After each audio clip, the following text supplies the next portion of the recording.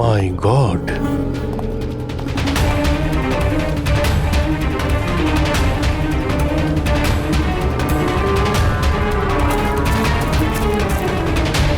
এখানে তো কেউ নেই, না গার্ড না বাংলোর মালিক। পঙ্কজ, আশেপাশে খোঁজ নিয়ে দেখো এই বাংলোর মালিককে। কোনো ইনফরমেশন পেলে আমাকে জানাও। কি নৃশংসভাবে খুন করেছে, সারা শরীর ছুরি দিয়ে ক্ষতবিক্ষত করেছে, তাতেও ওর আশ মিটল না, আঙুলগুলোও কেটে দিয়েছে। এত রক্ত তো এই লাশের শরীরের হতেই পারে না। মানে স্যার? মানেটা হচ্ছে এই পুরবী, যত রক্ত এই ঘরের মধ্যে ছড়িয়ে আছে, এত রক্ত তো একটা মানুষের শরীরে থাকেই না। কোনো কি আইডি পেলে কে এই মেয়েটা? না অভিজিৎ, কিচ্ছু পাইনি। স্যার, স্যার এই বাড়ির ওনার রাইনা, আরো আধ ঘন্টার মধ্যে আসছে। ওকে, ঠিক আছে। ততক্ষণ একটা কাজ করি, এখানে আমরা যা কিছু পাচ্ছি, এই ব্লাড, কোনো প্রমাণ, সব নিয়ে চলো, কোনো কিছু মিস না হয়, তাহলে জানা যাবে কি হয়েছিল এখানে।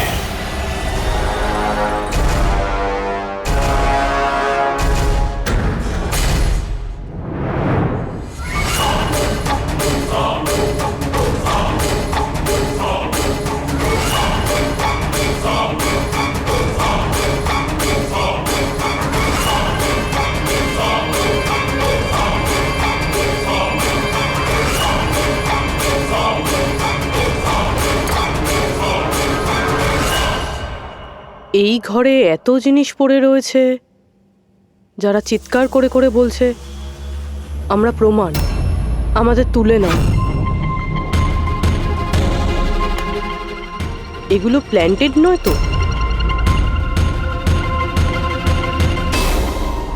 মানে খুনি আমাদের সাথে গেম খেলছে।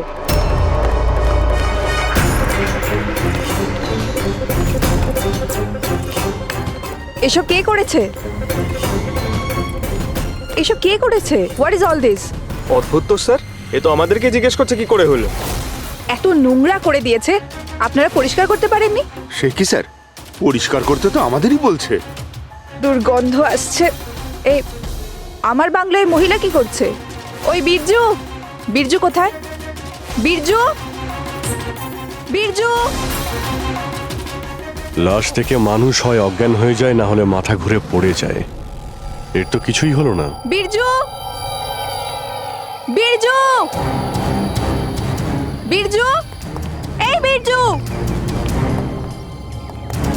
বীরজু! আচ্ছা ম্যাডাম, আপনি এই বাংলোটাকে এরকম বেওয়ারিশ ফেলে রেখেছেন? এক্সকিউজ মি, এটা অন্য কারোর বাড়ি নয়, এই বাড়ির মালকিন আমি। এটা আমার পৈতৃক বাংলো। আচ্ছা, এটা যখন আপনারই বাংলো, তাহলে কোনো কেয়ারটেকার নেই কেন এখানে? অফকোর্স আছে, বীরজু, বাট এখন জানি না কোথায়। বীরজু! একটা মহিলার লাশ পড়ে আছে আপনার বাংলোতে, আর আপনি বলছেন জানেন না? আমি কিছুই জানি না, আর আপনারা প্লিজ এখান থেকে বেরিয়ে যান, আর যেতে যেতে সবকিছু পরিষ্কার করে যান। বীরজু! স্যার, এই মহিলাকে এরকম অদ্ভুত টাইপের, একটু ঢ্যাটা।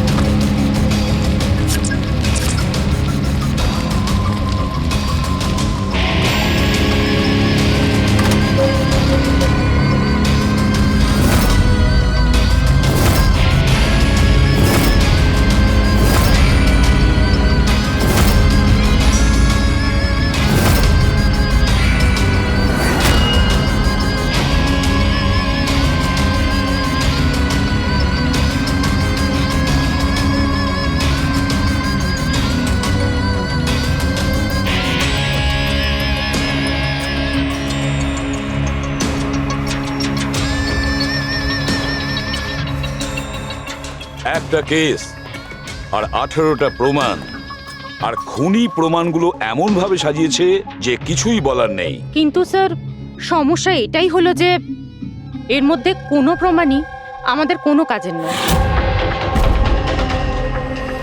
এই সমস্ত প্রমাণ আমাদের কাজে লাগবে না, এর মানেটা কি সারিকা? তার মানে স্যার, এই সমস্ত প্রমাণই পুরনো।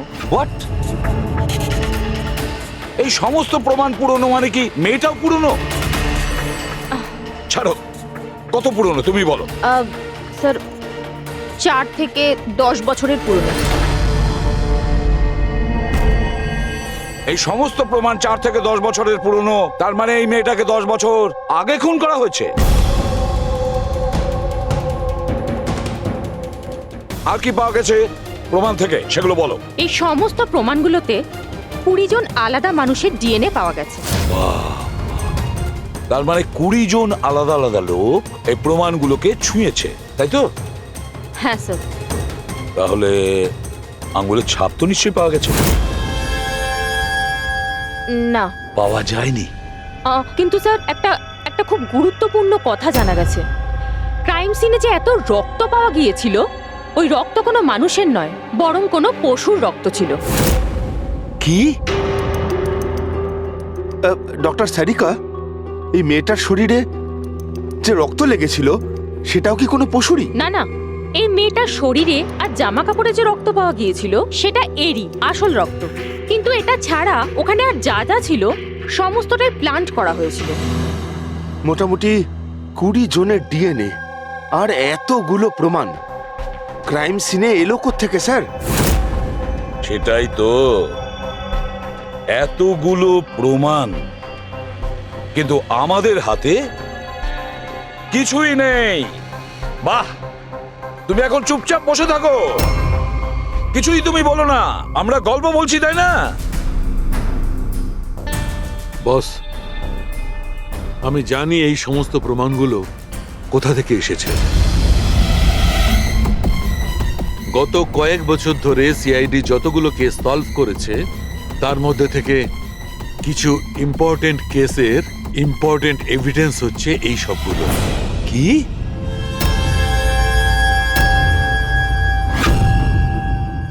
স্যার, আমি ওই মহিলা আর তার বাড়ির ব্যাকগ্রাউন্ড সম্পর্কে সব চেক করলাম। ওর পরিবারের 2-3 জন খুনের অভিযোগে জেল খাটছে, আর ওই মহিলার বাইপোলার ডিসঅর্ডার আছে।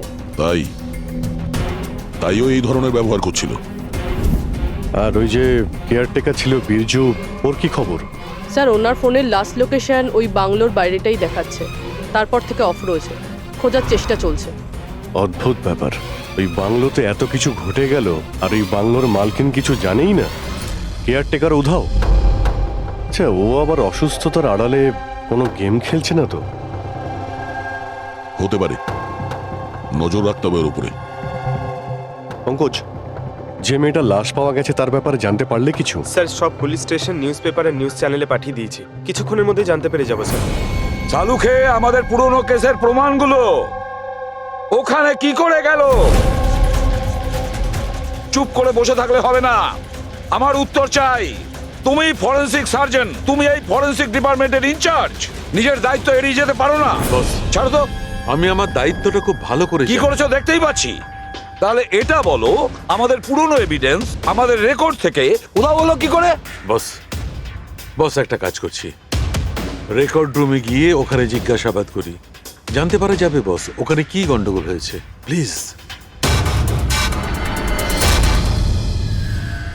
এতগুলো প্রমাণ কিভাবে উধাও হলো আপনারা জানতেন না? প্রমাণগুলো কত ইম্পর্টেন্ট। তাহলে আপনারা থাকা সত্ত্বেও এই চুরি হলো কি করে? কিভাবে প্রমাণগুলো উধাও হলো? স্যার, আমার উপস্থিতিতে চুরি হয়নি স্যার। তাহলে চুরি কবে হয়েছে? স্যার, এই চুরি হয়তো রাত্রে হয়েছে, কেননা আমরা তো রাত্রে থাকি না, তাই না? এই জন্য চুরি হয়েছে। আর আপনি, আপনার কি বক্তব্য শুনি? স্যার, আমি ডাক্তারবাবুকে কতবার বলেছি যে লকগুলো ঠিক করিয়ে নিতে, দরজা জানলা ঠিক করে নিতে, সিসিটিভি ক্যামেরা লাগিয়ে নিতে, কিন্তু ডাক্তারবাবু আমাদের কথা শোনেনি না। তাছাড়া আর কি? আর কি? স্যার, ও জানি না কাদের নিয়ে মাঝে মাঝে চলে আসেন আর বলেন যে পুরনো এভিডেন্স দেখার আছে। ও কাকে এনেছিল? গত 3 মাস আগে কাউকে নিয়ে এসেছিলেন আর বলেছিলেন ক্রাইম জার্নালিস্ট ইনি পুরনো এভিডেন্স দেখতে চান। বস ও একজন জার্নালিস্ট ছিল, ফরেনসিকের উপর একটা আর্টিকেল লিখতে চাইছিল, আমাকে রিকোয়েস্ট করলো আর আমি পারমিশন দিয়ে দিলাম। দেখো সালুকে, তুমি খুব ভালো করেই জানো যে এখানে বাইরের লোকের ঢোকার অনুমতি নেই, আর তুমি জার্নালিস্টকে এনেছিলে। স্যার আগের মাসেও স্যার কলেজের স্টুডেন্টকে এনেছিলেন, ওকেও পুরনো তথ্য দেখাচ্ছিলেন। হতে পারে যে তাদের মধ্যেই কেউ চুরি করেছে। না বস, এটা হতে পারে না। ওরা তো ফরেন্সিক স্টুডেন্ট ছিল। ওরা আমার কাছে এসে পারমিশন চাইছিল, স্যার আমরা স্টাডি করতে চাই, কিছু প্র্যাকটিক্যাল করতে চাই, আমরা কিছু শিখতে চাই, প্লিজ আমাদের পারমিশন দিন। তাই ওদের পারমিশন দিয়ে দিই বস। বস, আমার যথেষ্ট রেসপন্সিবিলিটি আছে। আফটার অল এটা তো আমার অধিকারও বটে। দেখো সালুকে, সিআইডি কে কলঙ্কিত করার তোমার কোনো অধিকার নেই, বুঝেছ? আর তাছাড়া ফরেনসিক শেখানোর জন্য এখানে কোনো কলেজ খোলা হয়নি। তুমি এখানে স্টুডেন্টদের আনলে কি করে? কার পারমিশন নিয়েছিলে? দেখো সালুকে, একটা কথা মনে রেখো, এই রেকর্ড রুমে চাইলেই কাউকে আনা যায় না। না আমি আনতে পারি, না তুমি আনতে পারো, না এ আনতে পারে, সে কোনো পরিবারের হোক বা কোনো বন্ধু হোক। আরে ভাই, হ্যাঁ অভিজিৎ, হ্যাঁ স্যার, যে মেয়েটা খুন হয়েছে তার নাম হলো টিনা, আর উনি ওই মেয়েটার বাবা। Doctor Nirav sir, head of forensic, Chennai. Doctor Nirav? Nirav, Nirav! আরে শালুকে আমার মেয়েকে মেরে দিয়েছে। কন্ট্রোল ইয়ারসেলফ, সব জানা যাবে। স্যার, ওনাকে আপনি চেনেন? হ্যাঁ অভিজিৎ, একটা সময় ছিল যখন আমি আর নীরব একসঙ্গে কাজ করতাম। নীরব, এক মিনিট বস। কি কি? এই দেখো ভাই, আমার সন্দেহটা একদম ঠিক ছিল, এতে টক্সিড আছে। আচ্ছা ডক্টর, শেষ কবে নাগাদ আপনার আপনার মেয়ে টিনার সঙ্গে কথা হয়েছিল? কবে দেখা হয়েছিল? আসলে ও কলেজের হস্টেলে থাকতো, দুদিন আগে হারিয়ে। নীরব, নীরব শান্ত হও নীরব। যেই হোক ঠিক খুঁজে বার করব। আমি খুঁজে বার করব নীরব, আমি খুঁজে বার করব কে করেছে। না সালুকে, তুমি খোঁজ নেবে না। আমি খুঁজবো না মানে? মানে তুমি এই কেসে কোনো কাজ করবে না।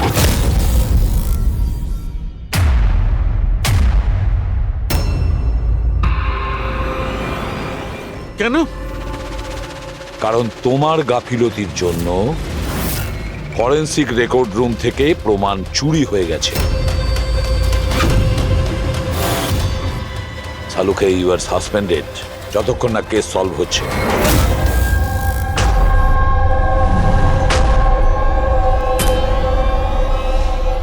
বস, তোমার কি মনে হয় এই সব কিছু আমার জন্য হয়েছে? তুমি আমাকে দোষারোপ করছো।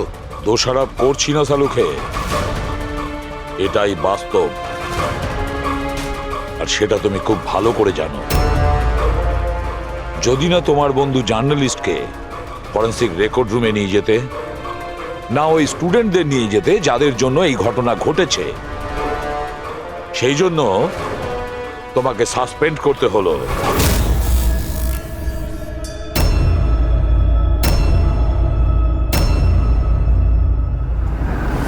কিন্তু ভাই, নীরবের আমাকে প্রয়োজন আছে, এই কেসটাতে আমার প্রয়োজন আছে, প্লিজ। না সালুকে। স্যার, স্যার আপনি আমাকে ডেকেছিলেন? ডক্টর সারিকা, এখন থেকে তুমি ওনার মেয়ে টিনার কেস ফাইল হ্যান্ডেল করবে। আমি? হ্যাঁ। কিন্তু স্যার, দয়া, অভিজিৎ, সালুকের বন্ধু জার্নালিস্ট আর ওই স্টুডেন্টগুলো যারা ফরেনসিক রেকর্ড রুমে এসেছিল, সবার খুব ভালো করে এনকোয়ারি করো, খুব ভালো করে। Sir. Doctor সালুকে, doctor সালুকে,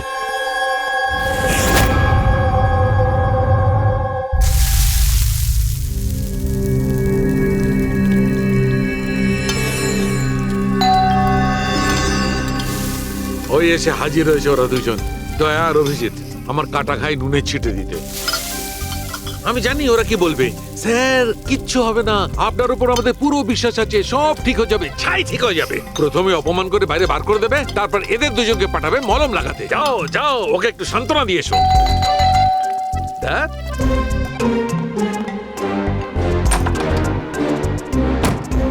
high. Morning.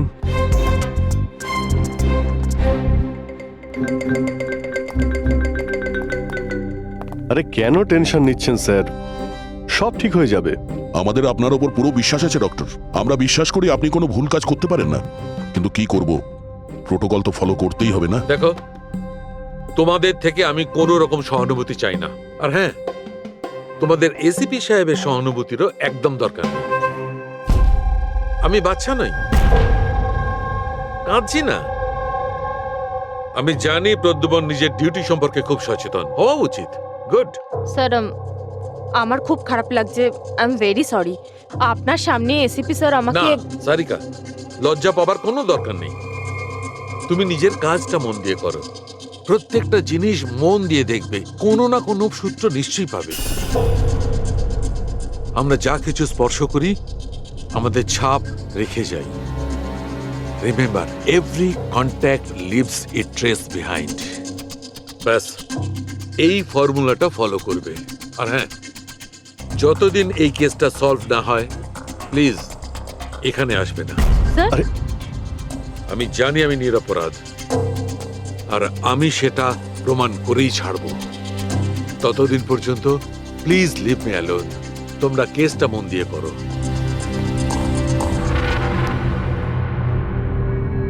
মাথা খুব গরম হয়ে আছে স্যার। খুব খিদে পেয়েছে। আজকে কি রান্না করেছেন?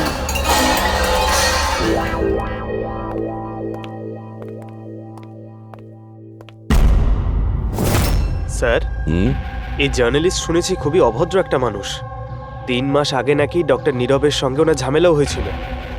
দেখছি কতটা টেরা লোকে। স্যার, আপনাদের ভেতরে ডাকছে। Thank you.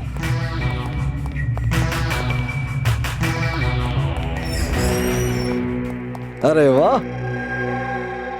ভাগ্য আমার, আজ তো সিআইডি টিমের সিনিয়র অফিসার দয়ার সঙ্গে আমার দেখা হয়েই গেল। আরে বসুন বসুন। আমরা এখানে বসতে আসিনি। আরে এত রাগের কি আছে মশাই? আচ্ছা ছাড়ুন চাকে। এটা বলুন যে কি খাবেন, চা, কফি, ঠান্ডা? ঠান্ডা ঠান্ডা ফান্ডা খাই না আমরা।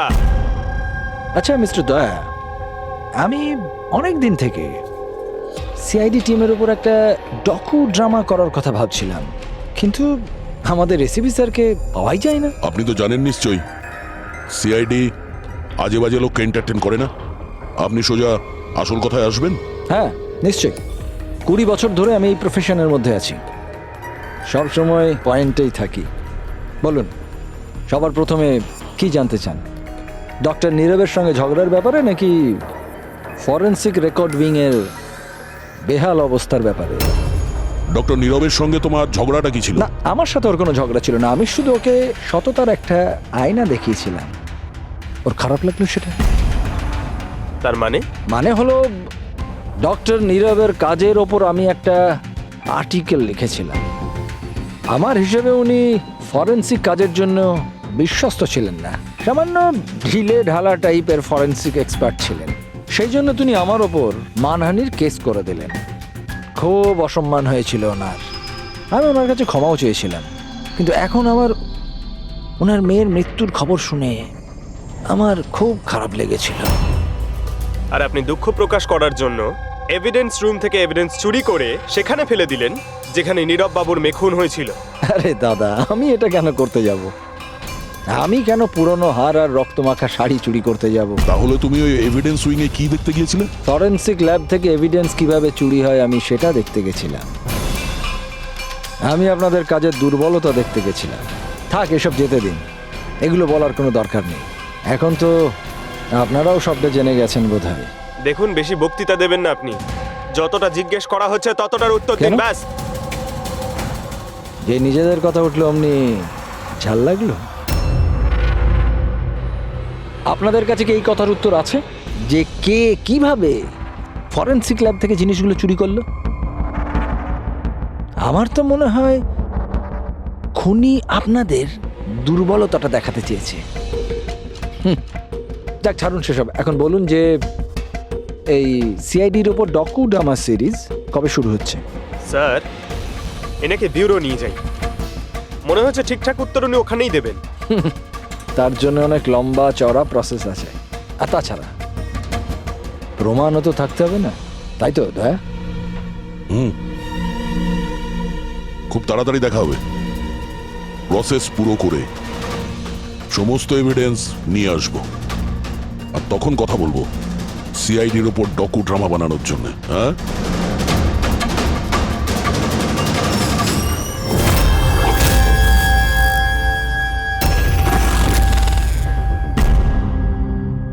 ডক্টর নারায়ণী, ইয়েস, হ্যাঁ বলুন। আমরা সিআইডি থেকে একটা কেসের ব্যাপারে আপনার সাথে কথা বলতে চাই। নিশ্চয়ই বলুন। যে স্টুডেন্টগুলো গত মাসে ফরেনসিক রেকর্ড রুম দেখতে গিয়েছিল, তারা প্রত্যেকেই চুরি আর খুনের দায়ে সাসপেক্ট। হোয়াট? অফিসার, আপনার নিশ্চয়ই কোথাও ভুল হচ্ছে। আমাদের স্টুডেন্ট কখনো এরম করতে পারে না। আমরাও সেটা আশা করি যে ওরা কিছু করেনি, কিন্তু খুন তো হয়েছে আর ওরা প্রত্যেকেই অভিযুক্ত। দেখুন, আমাদের বাচ্চারা শুধুমাত্র এডুকেশন ট্যুরের জন্য গেছিল, আর আপনারা ওদের সন্দেহ করছেন। আমাদের কাজ হচ্ছে কেসটা সলভ করা আর অপরাধীকে উপযুক্ত শাস্তি দেওয়া। আপনি প্লিজ ওই 10 জন স্টুডেন্টকে ডাকুন, আমরা তাদের জিজ্ঞাসাবাদ করব আর তাদের আঙুলের ছাপ নেব। দেখুন, ব্যাপারটা বুঝুন, ওরা স্টুডেন্ট। দেখুন, ওদের উপর তো আমরা 3rd ডিগ্রি ইউজ করছি না, আমরা শুধু জিজ্ঞাসাবাদ করব। আর হ্যাঁ, ওদের কিছু বলবেন না যে আমরা কি ব্যাপারে ওদের সাথে কথা বলবো। ওকে। ফরেনসিক রেকর্ড রুম দেখে তোমাদের কেমন লেগেছিল? স্যার, আমার তো দম আটকে যাচ্ছিল ওখানে। ওটা কোনো জায়গা হলো? পুরনো দাঁত, হাড়, রক্তে মাখা কাপড়।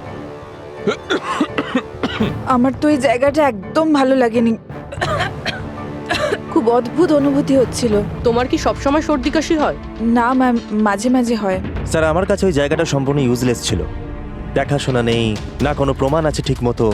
আর স্যার, আমি তো ওই কোল্ড কেস ফাইলের এভিডেন্স বাড়ি নিয়ে যেতে চেয়েছিলাম, যাতে আমি ওটার উপরে স্টাডি করতে পারি। আমি রোমাঞ্চিত হচ্ছিলাম। খুনি আর নিহতদের চিন্তাভাবনা কল্পনা করার চেষ্টা করছিলাম। খারাপ চিন্তা, দুঃখ, কষ্ট।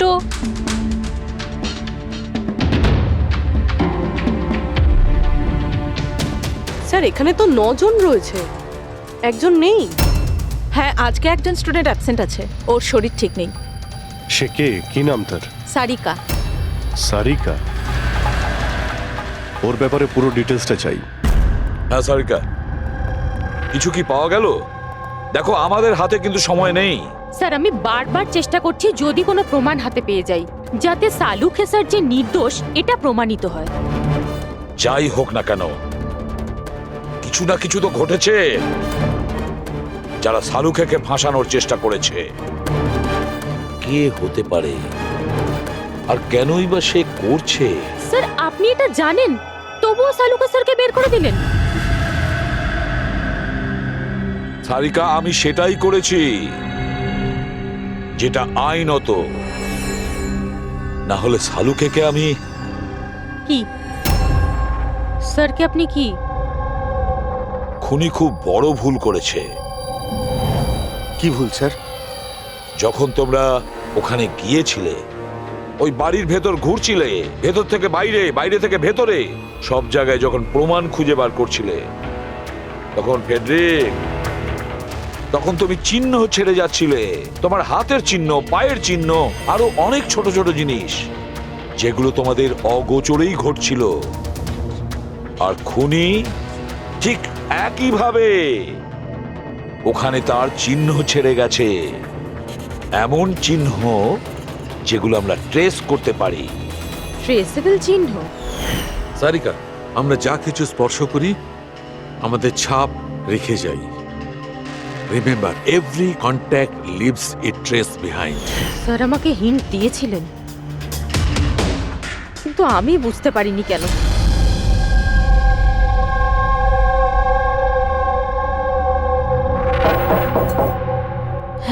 বলুন। সারিকা কোথায়? আপনারা? সিআইডি। আপনি কে? স্যার আমার নাম রূপালী। আর সারিকা? স্যার ও তো এখানে নেই, কালকেই চলে গেছে। কোথায় গেছে? ম্যাম ও নিজের বাড়ি চলে গেছে। কালকে ও এলো, তারপর তাড়াহুড়ো করে নিজের ব্যাগ প্যাক করলো, আর খুব তাড়াহুড়োতে ছিল তাই নিজের ফোনটাও ফেলে গেছে। কোনো কারণ কি বললো এত তাড়াহুড়ো করে বাড়ি যাওয়ার জন্য? হ্যাঁ স্যার, ও বলছিল যে ওর বাড়ির কোনো লোক অসুস্থ আছে। কি? স্যার, ফরেন্সিক সেন্টার থেকে জানতে পারলাম সারিকা অসুস্থ, আর এ বলছে যে ওর বাড়ির কেউ অসুস্থ। কিছু তো একটা ব্যাপার আছে। আচ্ছা রূপালী, এই সারিকার বাড়ি কোথায়?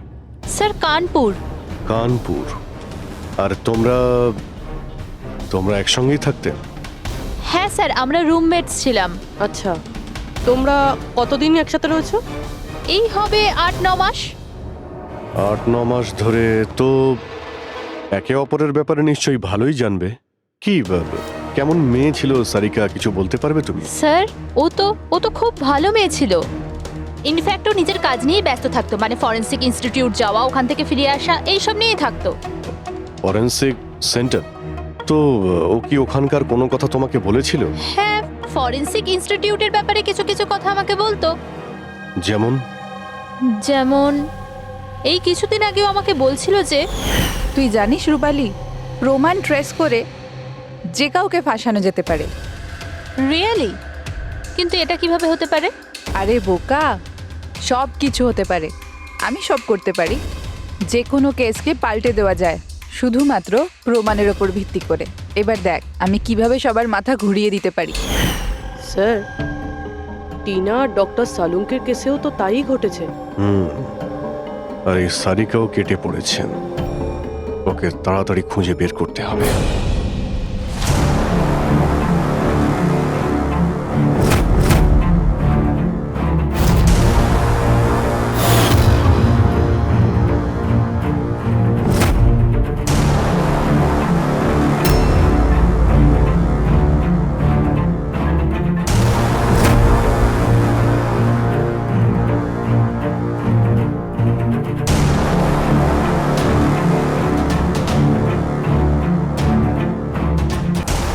হ্যাঁ সারিকা। স্যার খুনি যেই হোক না কেন, যে এতগুলো প্রমাণ চুরি করেছে আর ক্রাইম সিনে প্ল্যান্ট করেছে, এটা করার সময় ও নিশ্চয়ই জিনিসগুলোকে ছুঁয়েছে। কিন্তু ডক্টর সারিকা, আপনিই তো বলেছিলেন যে কোনো আঙুলের ছাপই পাওয়া যায়নি, তাহলে এই জিনিসগুলো ধরলো কি করে? আঙুলের তো কোনো ছাপ পাওয়া যায়নি, কিন্তু আমি এটা বলার চেষ্টা করছি যে এত প্রমাণ ও চুরি করেছিল আর ক্রাইম সিনে প্ল্যান্ট করেছিল, এখন এত পরিশ্রম করার পর ওর একটু তো ঘাম হয়েই ছিল। মানে sweat analysis? Exactly, sweat analysis করেছি। আর ওই প্রসিডিওরে আমি একটা ডিএনএ পেয়েছি। এই দেখুন, এই ডিএনএ থেকে আমি এটাই জানতে পেরেছি যে এই লোকটার একটা বিশেষ ধরনের রোগ আছে, সিস্টিক ফাইব্রোসিস। এটা কি ধরনের অসুখ? এটা একটা জেনেটিক রোগ পুরবি। এই রোগটার থেকে মানুষের বডি অর্গানস যেমন কিডনি, লাংস, প্যানক্রিয়াস, ইন্টেস্টাইন সব ড্যামেজ হতে থাকে। কিন্তু ডক্টর সারিকা, এই রোগটা চেনা যায় কিভাবে? মানে কোনো সিমটমস তো আছে? সিমটমস আছে। যদি এই রোগটা অনেক বছর ধরে থাকে তাহলে সেই মানুষটার গ্রোথ পুয়ার হয়ে যায়, ফ্যাটি স্টুলস হতে থাকে, শ্বাস নিতে প্রবলেম হয়, খুব কাশি হয়, ইনফ্যাক্ট সাইনাস ইনফেকশন হতে পারে। শ্বাস নিতে কষ্ট আর কাশি। আচ্ছা, তার মানে এরকম পেশেন্টদের নিশ্চয়ই হসপিটালে বারবার যাতায়াত করতে হয়। কনস্ট্যান্ট মনিটরিং এর দরকার হয়।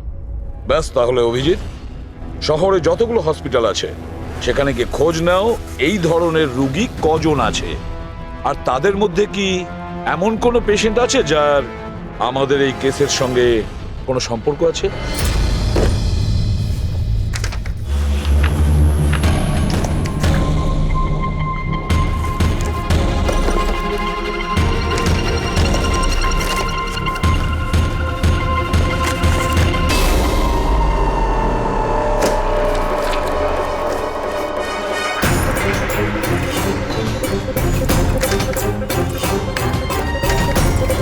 এই কেসটা আমরা একসঙ্গে কাজ করেছিলাম। ইয়েস, ডক্টর নীরবের মেয়েকে খুন করা হয়েছে, আমাকে সাসপেন্ড করা হয়েছে, তো বাকি রইল ললিত। যদি এই সবকিছু কেসটার জন্য হয় তাহলে ললিতের সঙ্গেও নিশ্চয়ই কিছু ঘটেছে, নাহলে হয়তো ঘটবে। ললিতকে খুঁজতে হবে, কিন্তু এত বছর ধরে ললিতের সঙ্গে কোনো যোগাযোগ নেই, কি করে খুঁজবো? ট্রাই করে দেখি।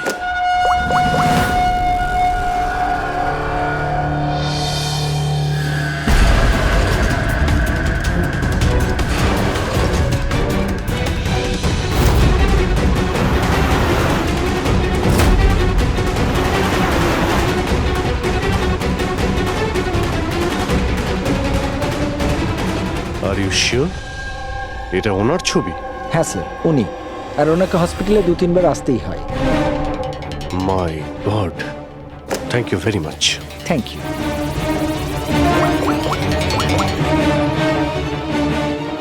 দয়া, খুনির ব্যাপারে জানতে পেরেছি।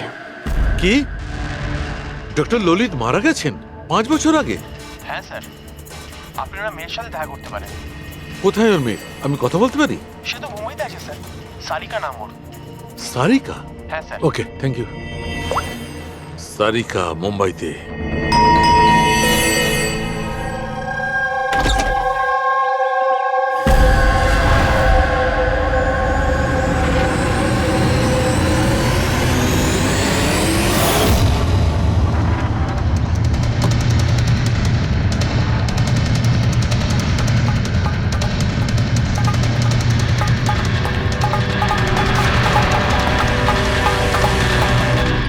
সত্যের খুব কাছেই আছো তুমি।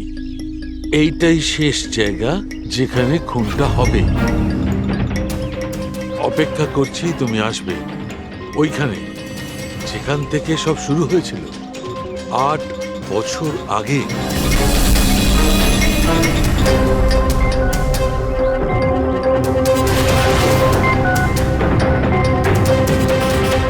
বছর আগে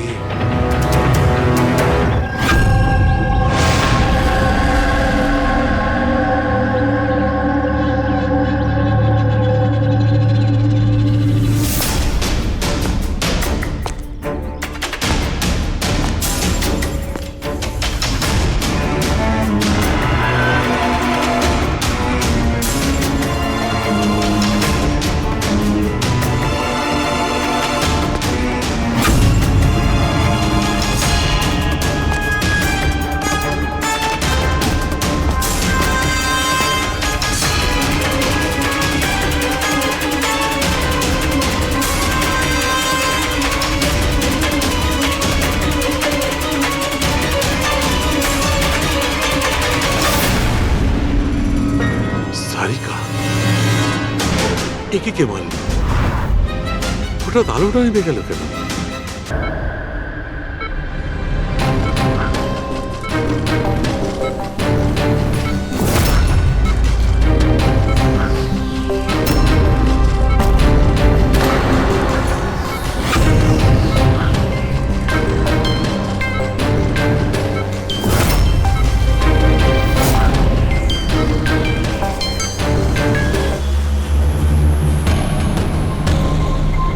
স্যার, সালুনকা স্যারের ফোন তো বাজছে, কিন্তু উনি ফোনটা ধরছেন না। উনি আবার বিপদে পড়েননি? ডক্টর সালুকের ফোনের লোকেশন এক্ষুনি ট্র্যাক করো, দেখো কোথায় আছে। আর এই খুনিরও।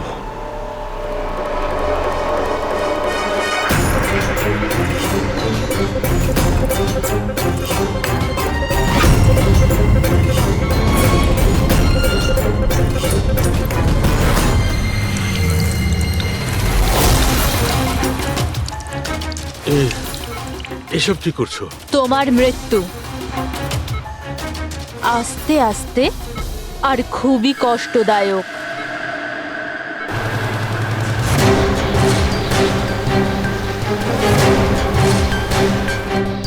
তোমার শরীরের এক এক ফোঁটা রক্ত যখন তোমার শরীর থেকে আস্তে আস্তে বেরোবে না, তখন খুব মজা আসবে তোমার, তাই না?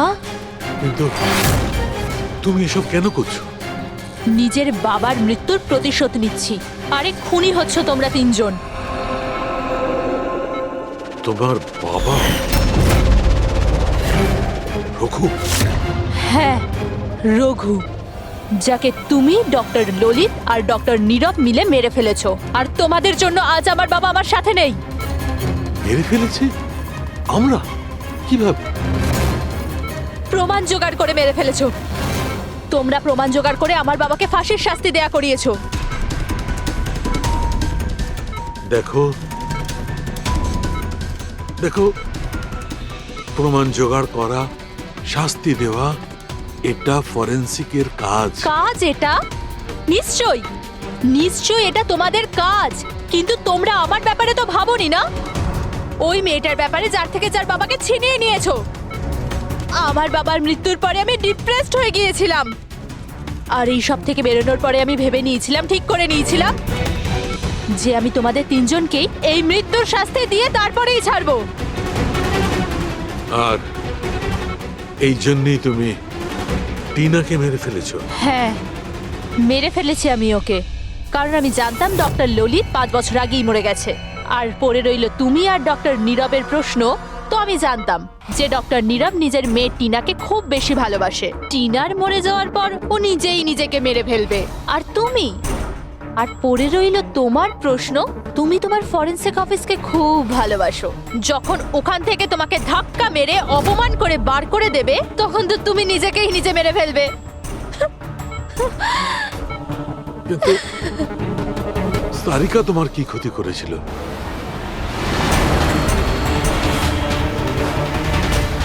সারিকা?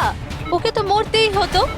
ও ললিতের মেয়ে ছিল যে, আর ফরেনসিকে কাজ করতো। আর আমার কাজে তো ও আসতোই।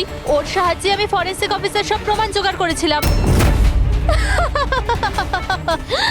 তোমার ফরেনসিক অফিস তোমার বিরুদ্ধে? এই দেখো ডক্টর সালুকে, হয়ে গেল আমার বদলা পূরণ। আর যতক্ষণে সিআইডি এখানে আসবে, ততক্ষণে তুমি ওপরে।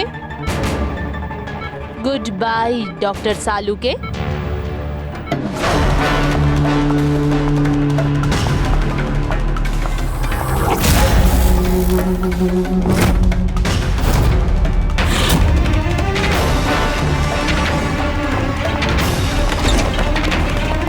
রূপালী, খেলা শেষ তোমার। আমার খেলা শেষ নাকি সালুকের? বাঁচাতে পারবে তো তোমরা? তো বাঁচিয়ে নাও। রক্তের ঋণ তো চাপিয়ে দিলে বস আমার উপর।